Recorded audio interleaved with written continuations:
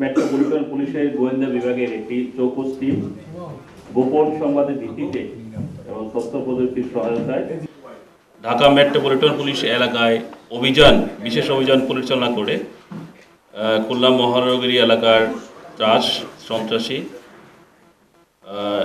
নূর আজিম পিতা শানু মোহরি এবং রিয়াজুল ইসলাম উর্ফে দাদা মিয়া পিতা বাবুল মাতাব্বর তাদেরকে গ্রেপ্তার করেন। নূর আজিম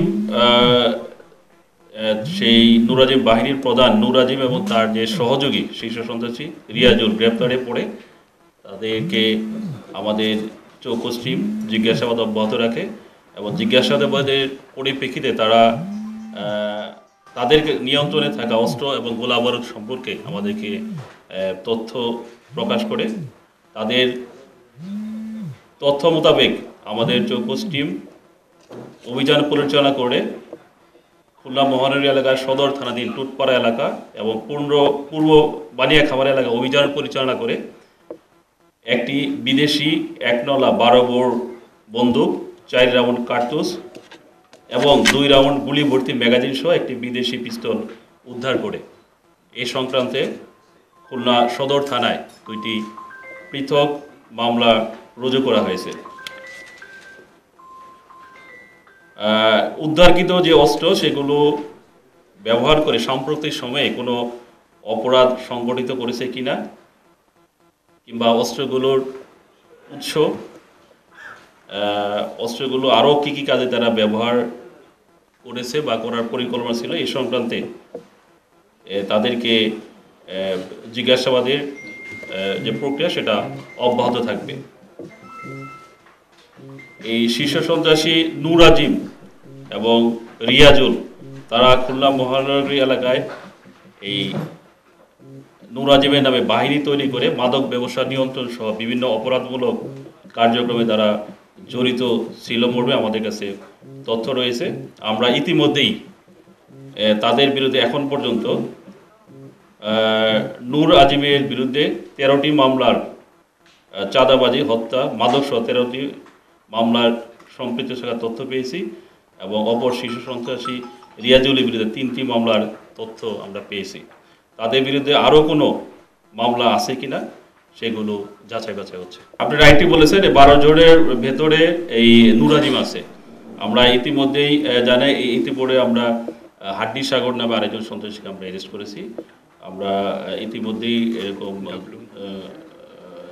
3 জনকে 3 জনকে আমরা অ্যারেস্ট করেছি।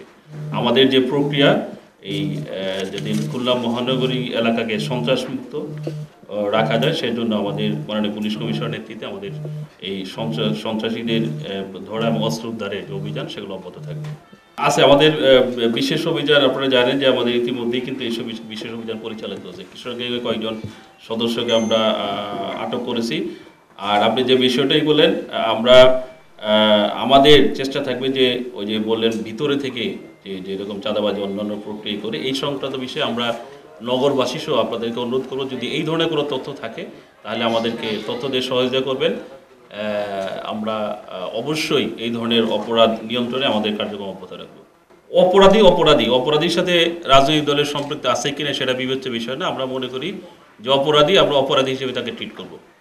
আমাদের ডিবি কিন্তু ইতিমধ্যেই এরকম কিছু অস্ত্র উদ্ধার করেছে, কিছু সন্ত্রাসীকে আটক করেছে। আপনি যেটা বললেন যে সাম্প্রতিক সময় কিছু ঘটনা ঘটে, বিচ্ছিন্ন কিছু ঘটনা ঘটেছে, আমরা এইগুলোর প্রেক্ষিতে কিন্তু আমরা বিশেষ অভিযান পরিচালনা করছি। কয়েকদিন পূর্ব আমি একটু বললাম যে আমাদের সোনাডাঙ্গা থানায় একজন শীর্ষ সন্ত্রাসী হাড্ডি সাগর নামে তাকে অস্ত্রসহ আমরা অ্যারেস্ট করেছি। আমাদের কিন্তু চেষ্টা অব্যাহত আছে। আমি আবারও আপনাদের অনুরোধ করব যদি এই ধরনের কোনো তথ্য দিয়ে আমাদেরকে সহযোগিতা করেন তাহলে আমরা নিঃসন্দেহে আমাদের কার্যক্রম উপকৃত হব। এখানে বলে একটু কারেকশন করে, আমাদের এখানে যে 2টা অস্ত্র দুইটাই কিন্তু বিদেশি অস্ত্র এবং এর আগে যে আরেকজন সদস্য যাব তার কাছে যে অস্ত্র দেয় সেটাও কিন্তু বিদেশি অস্ত্র। এইটার জন্য আমরা আমাদের যে তৎপরতা সেটা আছে। আমরা মনে আজকে যে বিষয় সেখানে সীমাবদ্ধ থাকি। আমাদের কিন্তু ইতিমধ্যে অনেকগুলো এরকম আপনার মোটরসাইকেল উদ্ধার করা আছে আমাদের। এটার কোনো আপনি যেটা বললেন ওই অপরাধ কার্যক্রমে এটা পুলিশ সদস্যের সম্পৃক্ত হওয়ার কোনো সুযোগ নাই। কেউ যদি এরকম সম্পৃক্ত থাকে তার লায়াবিলিটি তার, এবং সেক্ষেত্রে আইনগত যে ব্যবস্থা নেওয়া দরকার সেটা করা, কাউকে স্পেয়ার করা হবে না। আমি আবু রায়হান মোহাম্মদ সালে, আমি অতিরিক্ত পুলিশ কমিশনার হিসেবে এখানে কর্মরত আছি। আপনারা তথ্য দিয়ে যদি আমাদেরকে সহযোগিতা করেন আমরা আরও উপকৃত হব এবং আমাদের কার্যক্রমে আমাদের গতিশীলতা বৃদ্ধি হবে। সবাইকে ধন্যবাদ। সবাই সুন্দর থাকি, সুস্থ থাকি। আসসালামু আলাইকুম।